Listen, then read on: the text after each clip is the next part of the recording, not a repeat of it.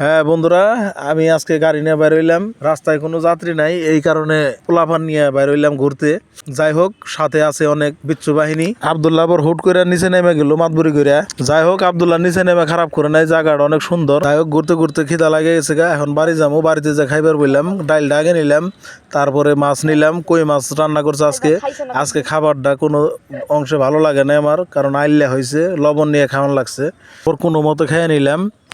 খিদা বেশি লাগছিল, কিন্তু বেশি খাইতে পারি নাই। এরপর আবার চিন্তা করলাম যে না, একটু ঘুরে আসি। তারপর আবার বাইরে এলাম, লগে সাইমন, তারপর সাথে আমার সাথে এক পিচ্ছি উঠলো। পিচ্ছিরে সাথে নিয়ে বন্ধুরা আসলাম খাওয়ার পরে। আজকে গাড়ি আর চালাবো না, শুক্রবার, চার্জ নাই, কালকে দিতে পারি নাই। সাথে এই যে পিচ্ছি আইসা পড়ছে আমার সাথে। আমার বাড়ির পাশেই, আমার ঘরের পাশেই, মানে ওর বাড়ি হলো কি রাজশাহী না? রাজশাহী না? তোমার এই গনে দেশের বাড়ি গনে? রাজশাহী, সিরাজগঞ্জ। সিরাজগঞ্জ, সিরাজগঞ্জ। এই আমাদের এখানে ভাড়া থাকে আর কি। ওর বাবা যে এখানে কাজ টাজ করে। তাই ও খুবই কিউট একটা কিউট বয়। আর আমি খুব ভালোবাসি।